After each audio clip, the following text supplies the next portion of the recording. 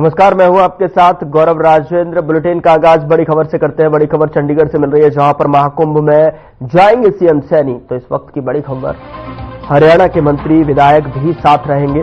7 फरवरी को सभी जाएंगे महाकुंभ। विधानसभा अध्यक्ष ने विधायकों को न्योता भेजा है।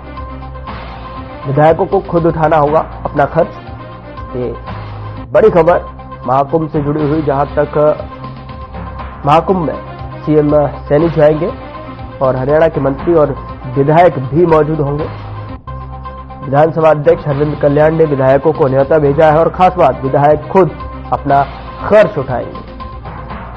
तो इस वक्त की बड़ी और अहम जानकारी, महाकुंभ में जाएंगे सीएम सैनी, हरियाणा के मंत्री और विधायक भी साथ होंगे और 7 फरवरी को महाकुंभ जाने का प्रोग्राम।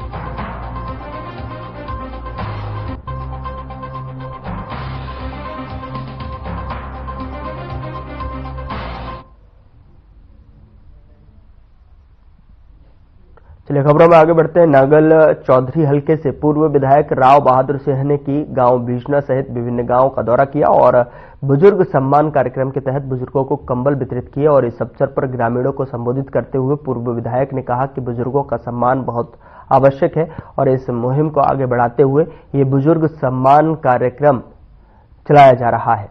उन्होंने कहा कि भारतीय संस्कृति में बुजुर्गों और गरीब व्यक्तियों की सेवा का बहुत महत्व है। 26 जनवरी गणतंत्र दिवस पर सतनाली में होने वाले कार्यक्रम का निमंत्रण भी दिया गया। और उन्होंने कहा कि कुछ लोग बुजुर्ग सम्मान कार्यक्रम को राजनीति से जोड़कर देखते हैं, लेकिन मैं भविष्य में कोई चुनाव नहीं लड़ूंगा, लेकिन मानवता की भलाई के लिए समाज सेवा जारी रहेगी।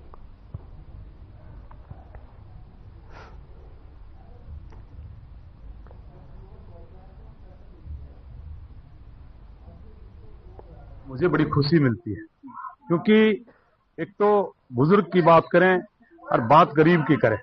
बुजुर्ग का और गरीब का सम्मान एक भगवान के मुताबिक होता है, क्योंकि मैंने बहुत नजदीक से गरीबी भी देखी है और मैंने मेरे बुजुर्ग भी देखे हैं।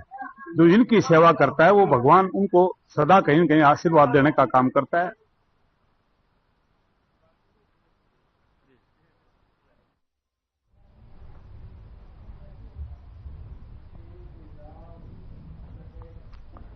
महेंद्रगढ़ जिले में रोडवेज बसों में यात्रा करने वाले लोगों की सुविधाओं के लिए रोडवेज विभाग ने 4 बस स्टैंडों का पुरानी समय सारणी स्टैंड को बदलवाकर नए लगवा दिए गए हैं। और अब यात्रियों को बसों के अपडेट टाइम टेबल इन नए समय सारणी पेंसिल स्टैंड पर देखने को मिलेंगे। इस समय सारणी स्टैंड को विभाग द्वारा स्वयं के उपक्रम से यात्रियों की सुविधाओं के लिए बनवाया गया है।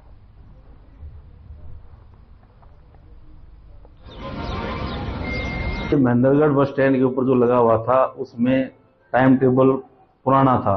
अब उसके बाद में कई गाड़ियों के जैसे टाइम चेंज कर दिए, कई रोटेशन और बना दी गई, जिस वजह से उनको हटा दिए गए हैं और नए पेंसिल समय सारणी लगाए गए हैं, जिसमें एक महेंद्रगढ़ बस स्टैंड पर लगाया गया है और 2 नारनौल बस स्टैंड और 1 सतनाली बस स्टैंड पर लगाया है। और जब जैसे ही उसे सेट तैयार हो जाएगा तो वहाँ पर स्थापित कर दिया जाएगा।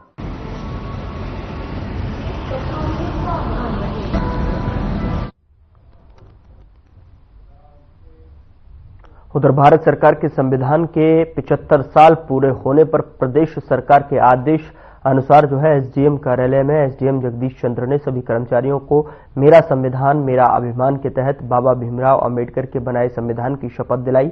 और इस मौके पर स्टेडियम जगदीश चंद्र ने मीडिया से बातचीत की और कहा कि देश का संविधान जो बाबा भीमराव अंबेडकर द्वारा बनाया गया है पूरे विश्व में नंबर 1 है। उन्होंने कहा कि हम सभी को संविधान की पालना करनी चाहिए।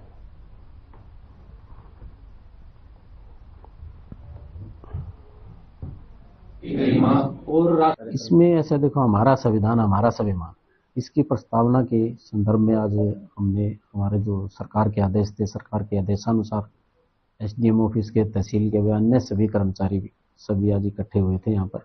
आज हमने सभी को यहाँ पर हमारे संविधान के बारे में इसकी एक शपथ दिलाई है। देखिए, इसमें जो हमारा जो संविधान लिखा है, बाबा साहब भीमराव अम्बेडकर ने बहुत ही एक बड़ा सराहनीय कार्य किया है।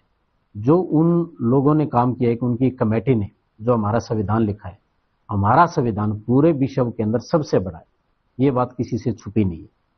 और हमारे जो कॉन्स्टिट्यूशन के अंदर है हर वर्ग का ध्यान रखा गया है। सभी के लिए अलग अलग चीजें बनाई गई है। संविधान का पूरा जब हम अगर पढ़ते हैं उसके अंदर, उसमें हर वर्ग को छोटे से लेकर और बड़े तक का उसमें जिक्र किया गया था। उसके हरियाणा सिख गुरुद्वारा प्रबंधक कमेटी चुनाव के तहत 19 जनवरी को होने वाले वार्ड नंबर 28 रतिया और वार्ड नंबर 26 रतनगढ़ चुनाव के लिए सभी मतदान केंद्रों पर पोलिंग पार्टियों को लघु सचिवालय सभागार में फाइनल रिहर्सल के बाद में ईवीएम और चुनाव सामग्री देकर मतदान केंद्रों के लिए रवाना किया गया। इस दौरान अतिरिक्त उपायुक्त राहुल मोदी ने ईवीएम चुनाव सामग्री वितरण और सुरक्षा व्यवस्था का जायजा लिया और अधिकारियों को निष्पक्ष और स्वतंत्र चुनाव कराने के निर्देश भी दिए हैं।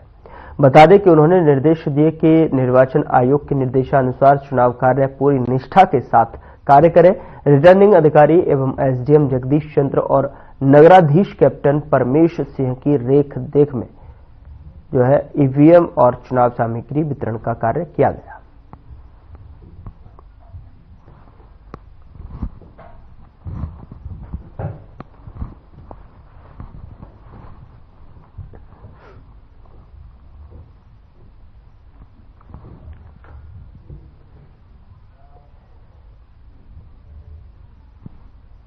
उधर हरियाणा में गुरुद्वारा सिख प्रबंधक कमेटी के चुनाव को लेकर प्रशासन ने तैयारियां पूरी कर ली है। आपको बता दें कि पहली बार हरियाणा सिख गुरुद्वारा प्रबंधक कमेटी के चुनाव हरियाणा में हो रहे हैं और इसको लेकर प्रशासन भी तैयार है।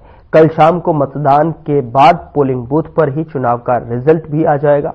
वहीं एसडीएम करनाल ने कहा कि हमारी तैयारियां पूरी हो चुकी हैं और निष्पक्ष तरीके से चुनाव होगा। अधिकारी ईवीएम मशीन लेकर रवाना हो चुके हैं।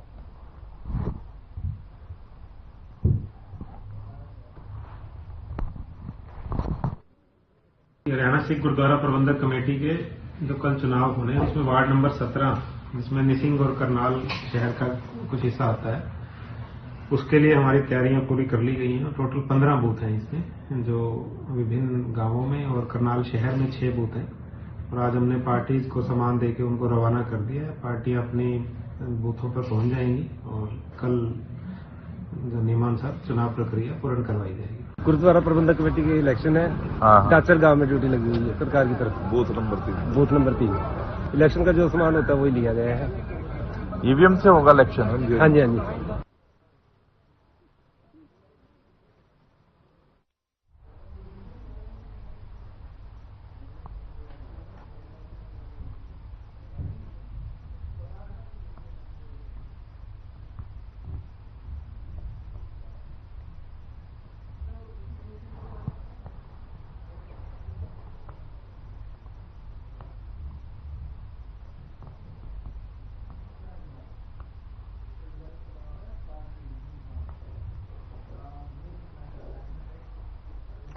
उधर जो है अगली खबर का रुख करते हैं। यहां पर जो है गुरुग्राम वासियों को जल्द ही मल्टी लेवल पार्किंग मिलने वाली है और जिससे न सिर्फ जाम की समस्या जो है राहत मिलेगी बल्कि यहां पर अवैध पार्किंग की समस्या से भी निजात मिलेगी। यह पार्किंग गुरुग्राम के सबसे मुख्य बाजार सदर बाजार में बनाई जा रही है, जिसका निर्माण लगभग पूरा हो चुका है।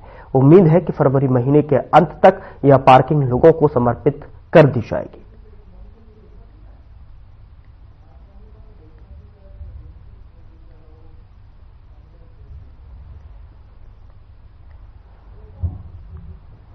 पार्किंग है नगर निगम की, उसका निरीक्षण किया था। वहां पे अभी काम चल रहा है और उम्मीद है कि फरवरी महीने के अंत तक उसका सारा काम पूरा हो जाएगा, फिनिशिंग हो जाएगी और फरवरी के एंड तक ये जो बहुमंजिला इमारत है, पार्किंग है, ये शहर के लोगों को समर्पित कर दी जाए। इसमें लगभग 350 के करीब गाड़ियां की पार्किंग हो सकती है और इसके साथ 60 के करीब इसमें दुकानें हैं।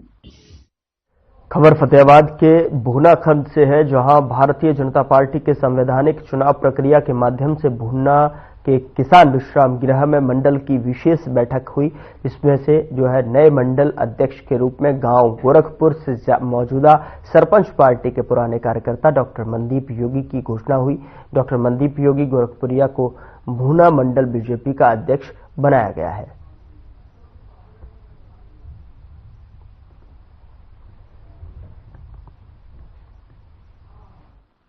जनता पार्टी एक बहुत ही संयमित पार्टी है और इसमें जो पार्टी में जो भी बड़े से बड़े दायित्वों पे भी अगर चुनाव होता है तो बड़ा ही अनुशासित और संवैधानिक दृष्टि से होता है और उसी के तहत, उसी के कड़ी में आज भुन्ना मंडल में भी जो है बिल्कुल सर्वसम्मति के साथ और बड़े संवैधानिक तरीके से इस चुनाव प्रक्रिया में मुझे जो इस सेवा का मौका दिया है, मैं इसके लिए पार्टी के शीर्ष नेताओं का और सभी कार्यकर्ताओं का बहुत बहुत आभार प्रकट करता हूं। आज मंडल अध्यक्षों के चुनाव के लिए कार्यक्रम था, तो यहाँ पर पहले सभी से रायशुमारी की गई और सर्वसम्मति से संगठन की तरफ से मुझे यहाँ पर भेजा गया था। पहले सबसे रायशुमारी करके उसके बाद मनदीप योगी जी का सर्वसम्मति बनी इनके नाम पर और इन्हें मंडल अध्यक्ष बनाया गया।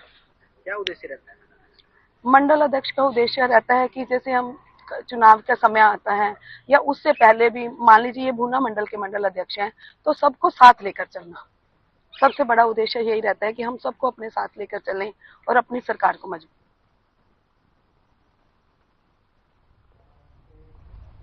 उधर ब्राह्मण धर्मशाला में जिला ब्राह्मण सभा के प्रधान राजकुमार भारद्वाज की अध्यक्षता में एक प्रेस कॉन्फ्रेंस हुई और इस दौरान राजकुमार भारद्वाज ने मोहनलाल बड़ौली पर दुष्कर्म के आरोपों पर कहा कि सत्य और धर्म की राह पर चलने वाला व्यक्ति साजिश के तहत परेशान तो किया जा सकता है लेकिन पराजित नहीं किया जा सकता।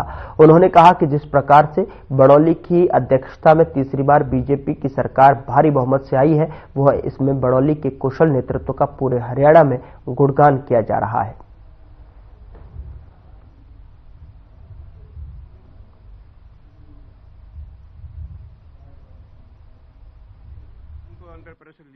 आज जो प्रेस कॉन्फ्रेंस हमने की है वो हमारे जो बीजेपी के प्रदेश अध्यक्ष श्री मोहनलाल जी बड़ौली, जिनके खिलाफ एक साजिश के तहत एफआईआर दर्ज करवाई गई है, उसके आक्रोश के लिए, क्योंकि वो पूरी तरह से साजिश है। वो हमारे एक नेक इंसान है, सच्चे ईमानदार और समाज के एक प्रतिष्ठित आदमी है। समाज में जो इस तरह की घिनौनी हरकत किसी ने भी की है, उसके प्रति समाज में गहरा रोष है और हम उस एकमुश्त समाज उसके साथ हैं। तो हम सबसे ये मांग करते हैं कि उसकी एक निष्पक्ष जांच करके मोहनलाल बड़ौली जी के कद को जो ठेस पहुंचाई है, उसके लिए सारा समाज एकत्रित है। उनको अंडर प्रेशर लिया, उसको भेजा गया। तुम प्रेस कॉन्फ्रेंस। खबर चरखी दादरी से है, जहां टोडी गांव के ग्रामीणों ने जल जागरूकता अभियान के तहत मिसाल कायम की है, जिसको लेकर दिल्ली में गणतंत्र दिवस पर टोडी गांव की जल और सीवरेज समिति सदस्य डॉक्टर देशराज शर्मा को और सम्मानित किया जाएगा। और हमारे संवाददाता उमेश सतसाहेब ने गांव टोडी में ग्रामीणों से बातचीत की। ग्रामीणों ने बताया कि ये हमारे लिए बहुत गर्व की बात है कि टोडी गांव निवासी डॉक्टर देशराज शर्मा को दिल्ली में गणतंत्र दिवस पर जल जागरूकता के लिए सम्मानित किया जाएगा।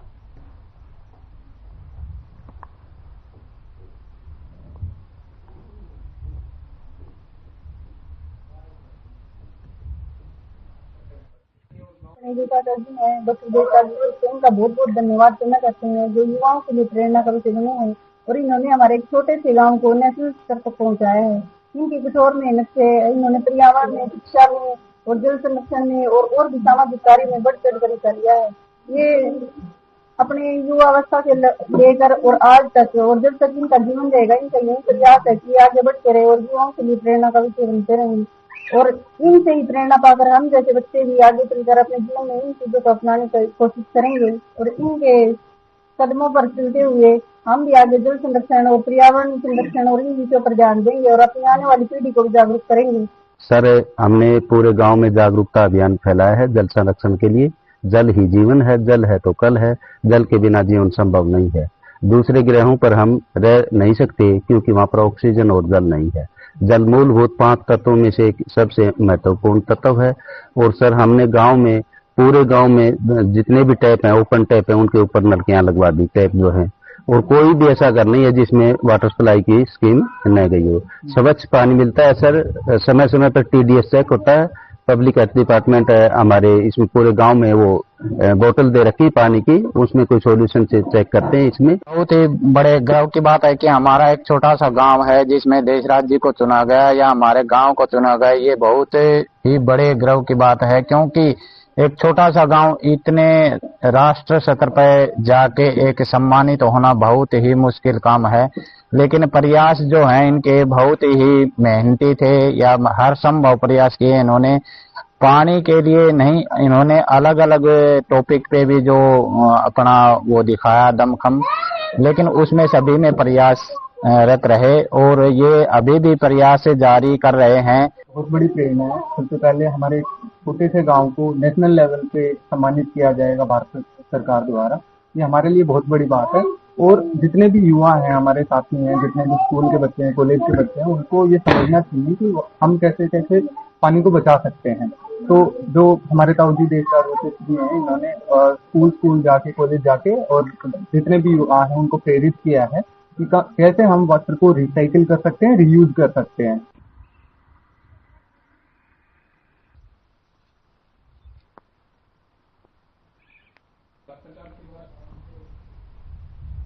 खबर सिरसा से है, जहां सिरसा जिले में एंटी करप्शन ब्यूरो ने एक बड़ी कार्रवाई करते हुए पंचायती राज विभाग के जूनियर इंजीनियर को रिश्वत लेने के आरोप में गिरफ्तार किया है। आरोपी जेई लवीश कुमार ने ढाड़ी खोहवाली में गंदे पानी की निकासी के लिए बिछाई गई पाइपलाइन का बिल पास करने के एवज में सरपंच से 1,25,000 रुपए की रिश्वत मांगी थी। सरपंच ओम प्रकाश ने एंटी करप्शन ब्यूरो को शिकायत दी और बताया कि आरोपी जेई पिछले 5 दिनों से उनसे रिश्वत की मांग कर रहा था। बातचीत के बाद रिश्वत की राशि 1,10,000 रुपए तय हुई। इसके बाद सरपंच ने एंटी करप्शन ब्यूरो से संपर्क किया। एंटी करप्शन ब्यूरो के डीएसपी अमित बेनीवाल के नेतृत्व में टीम ने कार्रवाई करते हुए जेई को गिरफ्तार कर लिया है। साथ ही आपको बता दें कि आरोपी के पास से पाइपलाइन के पेंडिंग बिल भी बरामद किए गए हैं।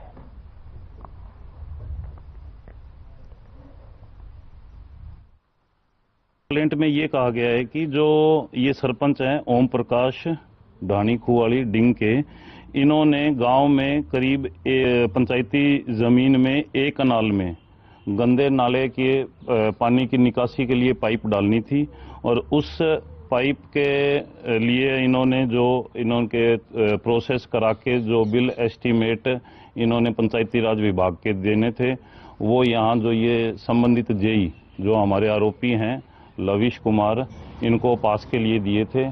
उसकी एवज में इन्होंने ये डिमांड 1,10,000 की बिल पास करने के लिए ये इन्होंने डिमांड करी थी।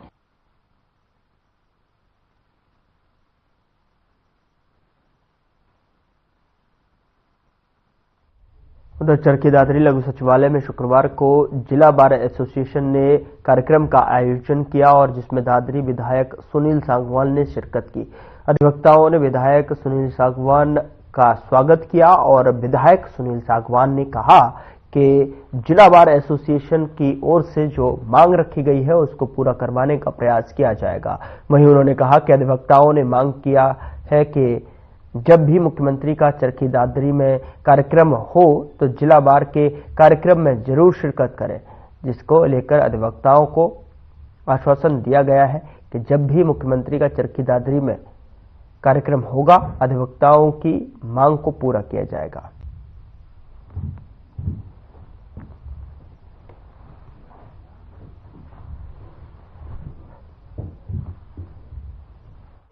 जीत के बाद जिला बार एसोसिएशन में इनका धन्यवाद था और कुछ जिला बार की तरफ से हमारी मांगे थी जो इनके सामने रखी गई। चुनाव के समय भी हमारे समय वोट की अपील करने गया तो उसमें भी अपनी मांगे रखी थी, तो आज इन बार की तरफ से इनका स्वागत किया और जो हमारी मांगे थी नए अधिवक्ताओं के लिए चैम्बर्स की सुविधा हो, पार्किंग साइड की सुविधा हो, तो वो इनके सामने मैंने रखे। तो बखूबी इन्होंने उसके ऊपर विचार विमर्श करते हुए उन्होंने ये कहा है कि इन मांगों को जल्द से जल्द अधिवक्ताओं को पूरा करने का कार्य मैं करूंगा। उनकी प्रमुख मांग थी हमारे वकील साथियों की कि जब भी मुख्यमंत्री जी यहाँ आए, दादरी का प्रोग्राम हो तो बार का प्रोग्राम अवश्य कराएं। तो वो मैंने इनसे वादा किया है कि जिस दिन मुख्यमंत्री जी का प्रोग्राम दादरी में होगा उस दिन मैं वकीलों की वकालत मैं करूँगा। अभी बहुत जल्द आपको विकसित शहर दिखेगा। बिल्कुल रोहतक रोड का मैं अभी टेंडर हो गया है, फ्लाईओवर का टेंडर हो गया है, बहुत जल्द पीजी कॉलेज का निर्माण का कार्य शुरू हो जाएगा।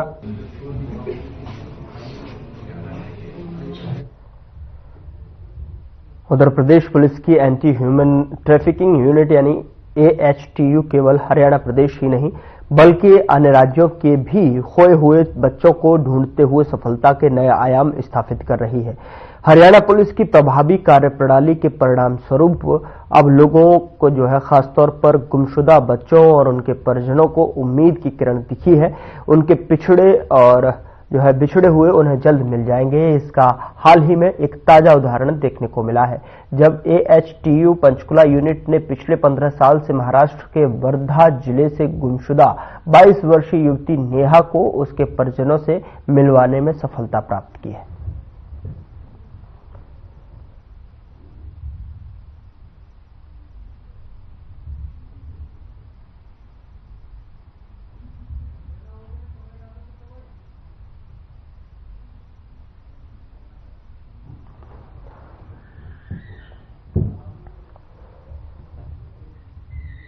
उधर हरियाणा महिला आयोग की चेयरपर्सन रेणु भाटिया ने फरीदाबाद के सिविल अस्पताल का निरीक्षण किया और इस मौके पर रेणु भाटिया ने फरीदाबाद के सिविल अस्पताल में सभी व्यवस्थाओं का जायजा लिया। जच्चा बच्चा बाढ़ के साथ साथ यहां पर मिल रहे खाने को भी जांचा परखा गया।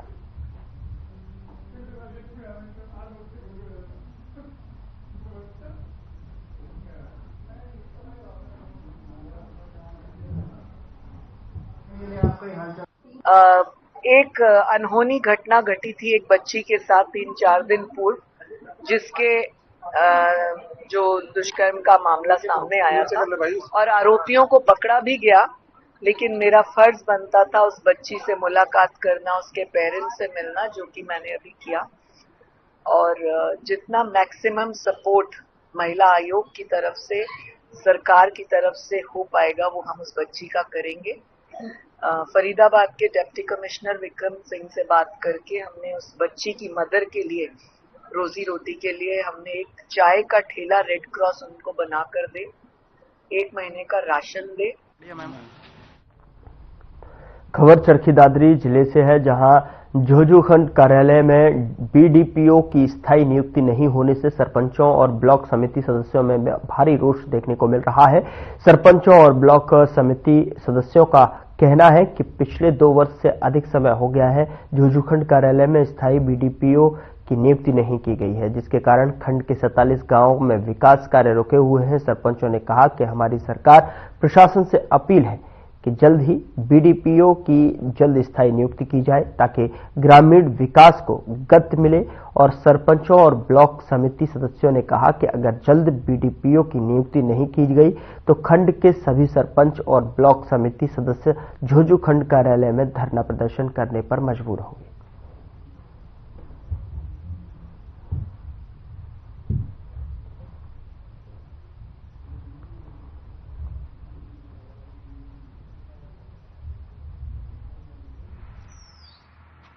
के अंदर 47 गांव आते हैं और 2 साल हो गए अब नई पंचायत बने हुए, तो 47 गांव का विकास रुका हुआ है। सबसे पहले तो क्योंकि BDO की स्थायी नियुक्ति नहीं होगी तब तक गांव में विकास नहीं होगा, और विकास BDPO के ऊपर ही निर्भर करता है।